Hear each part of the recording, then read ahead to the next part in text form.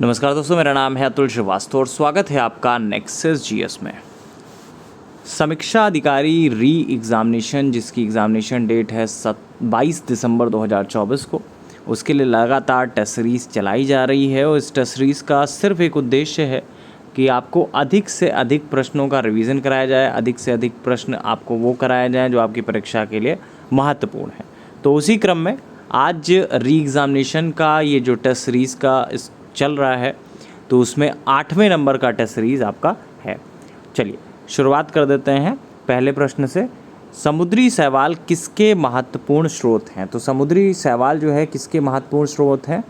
समुद्री शैवाल का मुख्यतः खाद्य स्रोत के रूप में और उर्वरक के रूप में उपयोग किया जाता है। समुद्री शैवाल मनुष्यों के आयोडीन के एक महत्वपूर्ण स्रोत के रूप में जाना जाता है। लैटिक पारिस्थितिकी तंत्र का उदाहरण है। तो लैटिक पारिस्थितिकी तंत्र का उदाहरण क्या है? इसमें से लैटिक शब्द जो है लावो से बना है। इसका अर्थ होता है धोना।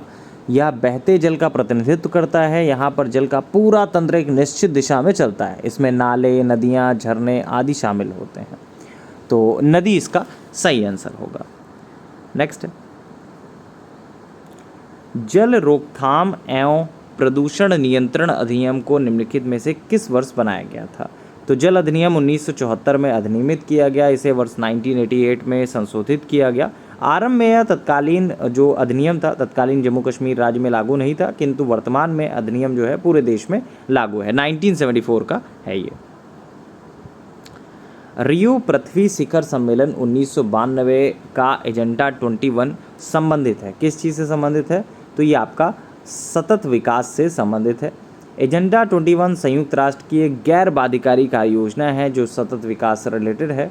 ये वर्ष 1992 में रियो डी जेनेरियो ब्राज़ील में आयोजित पृथ्वी शिखर सम्मेलन का परिणाम है।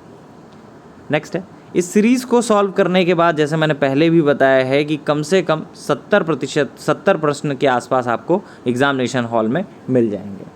चलिए नेक्स्ट है, कुछ सतत विकास लक्ष्य हैं, उनसे संबंध के बारे में हम लोग बात कर लेते हैं, क्या किससे संबंधित है। तो SDG 10 जो है वो आपका असमानताओं की कमी से रिलेटेड है। SDG 13 जो है वो जलवायु क्रिया से संबंधित है। SDG 14 जो है पानी के नीचे जीवन से संबंधित है। SDG 15 जो है ज़मीन पर जीवन से संबंधित है। तो इसमें जो ऑप्शन हो जाएगा वो C ऑप्शन सही होगा। नेक्स्ट है, बायोलॉजिकल ऑक्सीजन डिमांड BOD किसके लिए एक मानक मापदंड है? तो BOD जो है जल प्रदूषण मापने की मुख्य इकाई है। BOD का अधिक होना जल के संक्रमण होने को दर्शाता है। तो A ऑप्शन इसका सही होगा। निम्नलिखित में कौन सा कारक जैव विविधता के ह्रास के लिए सर्वाधिक महत्वपूर्ण कारक है? तो इसमें आपका जो प्रश्न में दिया गया है, इसमें प्राकृतिक वास का जो विनाश है वो जैव विविधता के ह्रास का सर्वाधिक महत्वपूर्ण कारक आता है। ए ऑप्शन सही होगा, पहला ये मतलब ऑप्शन सही होगा। नेक्स्ट है, भारतीय जैविक डाटा केंद्र किस राज्य में स्थित है? भारतीय जैविक डाटा केंद्र जो है वो आपका हरियाणा राज्य में स्थित है।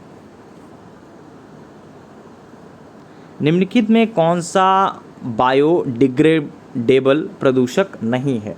तो कौन सा नहीं है? देखिए, कांच, प्लास्टिक, कीटनाशक, अपशिष्ट, कृत्रिम रबड़ आदि गैर जैव निम्नीकरण है प्रदूषक हैं, जबकि मल मूत्र तथा जो अन्य घरेलू अपशिष्ट हैं वो जैव निम्नीकरण प्रदूषक हैं। तो इसमें क्या सही हो जाएगा? बी ऑप्शन होगा, कीटनाशक। राष्ट्रीय उद्यानों में आनुवंशिक विविधता का रखरखाव किया जाता है। तो राष्ट्रीय अनुसंधान उद्यानों में आनुवंशिक विविधता का जो रखरखाव है इन सीटू या स्वस्थानीय संरक्षण द्वारा किया जाता है। पहला ही ऑप्शन सही होगा। नेक्स्ट है, आज टोटल 28 प्रश्न आपको दिए जा रहे हैं।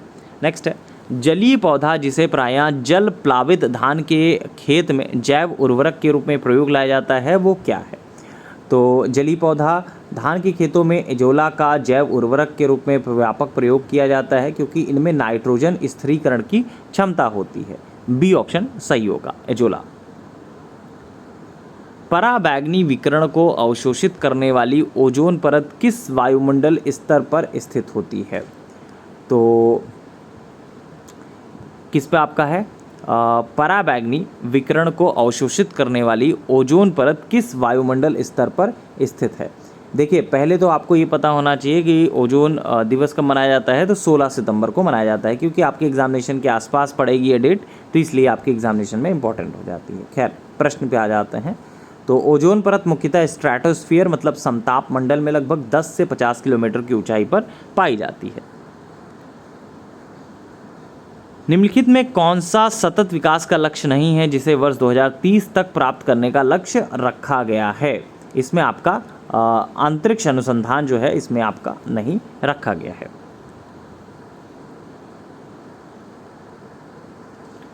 चंद्रप्रभा वन्यजीव अभयारण्य उत्तर प्रदेश के किस जनपद में स्थित है? तो ये बहराइच में स्थित है। चंद्रप्रभा वन्यजीव अभयारण्य उत्तर प्रदेश के चंदौली जनपद में स्थित है और यहाँ पर कह सकते हैं कि खूबसूरत पिकनिक स्पॉट है और यहाँ राजदरियो, देवदरी झरने और ब्लैक डक, चीतल, सांभर, नीलगाय, जंगली सुअर तथा चिकारा ये आकर्षण का केंद्र है। मैंने गलती से बहराइच बोल दिया, चंदौली होगा। जो चंद्रप्रभा वन्यजीव अभयारण्य उत्तर प्रदेश की किस जनपद में स्थित है? चंदौली में स्थित है। कथन और कारण वाले प्रश्न हैं। कथन और कारण वाले प्रश्न जो है वो काफ़ी ज़्यादा आपके एग्जामिनेशन में पूछे जाते हैं। देश के पर्यावरण को बनाए रखने के लिए जनसंख्या नियंत्रण आवश्यक है। सही बात है। जनसंख्या में तीव्र वृद्धि के कारण पर्यावरण संतुलन बना रहता है। ये तो गलत है एकदम से, तो बस ए सही होगा, आर गलत होगा, डी ऑप्शन सही होगा। भारत के किस भाग में हांगुल नाम का हिरण पाया जाता है? तो भारत के किस भाग में हांगुल नाम का जो हिरण है वो पाया जाता है? कश्मीर में पाया जाता है। नेक्स्ट है, संधारणीय विकास के संदर्भ में निम्नलिखित कथनों पर विचार करिए। तो वैश्विक सूचक संरचना तथा राष्ट्रीय सांख्यिकीय व्यवस्थाओं द्वारा प्रस्तुत और क्षेत्रीय आधार पर संकलित सूचना के आधार पर संयुक्त राष्ट्र महासचिव एक वार्षिक संधारणीय विकास लक्ष्य रिपोर्ट प्रस्तुत करते हैं। तो सही है आपका। दूसरा क्या कहता है? वैश्विक संधारणीय विकास रिपोर्ट हर तिमाही संयुक्त राष्ट्र महासभा में चतुर्वार्षिक संधारणीय विकास के लक्ष्यों के विषयों को पुनरावलोकन हेतु प्रस्तुत की जाती है। तो दूसरा आपका गलत है, मतलब पहला ही ऑप्शन सही होगा। प्राकृतिक संसाधनों का वर्तमान पीढ़ी द्वारा इस प्रकार से उपयोग किया जाए कि प्राकृतिक संसाधनों का न्यूनतम क्षरण हो, तो यह किस प्रकार का विकास कहलाएगा?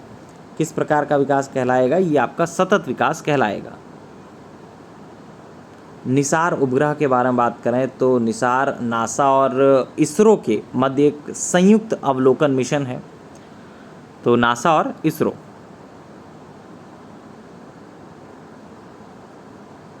निम्नलिखित में किसे हंसी पैदा करने वाली गैस के रूप में जाना जाता है? नाइट्रस ऑक्साइड को। बहुत ही पेट क्वेश्चन है।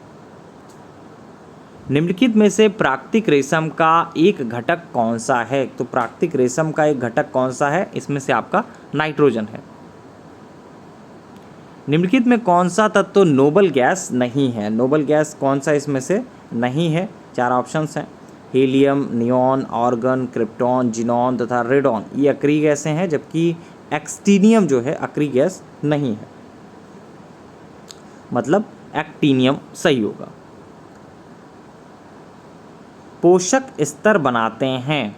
तो पोषक स्तर क्या बनाते हैं? केवल मांसाहारी जंतुओं से, केवल पौधों से, केवल जंतुओं से, खाद्य श्रृंखला में जीवों के संबंध होने से। ये आपका सही हो जाएगा।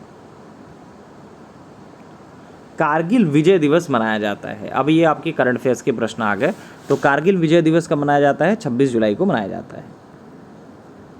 तीसरे लता दीनानाथ मंगेशकर पुरस्कार से हाल ही में किसे सम्मानित किया गया? तो अमिताभ बच्चन साहब को सम्मानित किया गया। क्रिकेटर दीपेंद्र सिंह एरी एक ओवर में 6 छक्के लगाने वाले दुनिया के तीसरे खिलाड़ी बने हैं। वो किस देश के हैं? तो नेपाल के हैं ये। लास्ट क्वेश्चन है, ऑस्कर अवार्ड 2024 में किसे सर्वश्रेष्ठ पिक्चर का अवार्ड मिला है? तो ओपेनहाइमर को यह पुरस्कार दिया गया है। लास्ट प्रश्न अब आया है, मॉरिशस विश्वविद्यालय द्वारा डॉक्टरेट की मानद उपाधि से हाल ही में किस भारतीय को सम्मानित किया गया? तो द्रौपदी मुर्मू जी को सम्मानित किया गया। अच्छा बताइएगा, द्रौपदी मुर्मू जी किस नंबर की राष्ट्रपति हैं? और आपको बताना है वर्तमान में जो उपराष्ट्रपति हैं वो किस नंबर के हैं। ठीक है, इसके अलावा बताना है कि CAG का हेड कौन है इस समय, CAG कौन है भारत में, और महान्यायवादी कौन है। 4 प्रश्न आपके सामने हैं। CAG कौन है, महान्यायवादी कौन है, बाकी 2 प्रश्न आपको बताइए।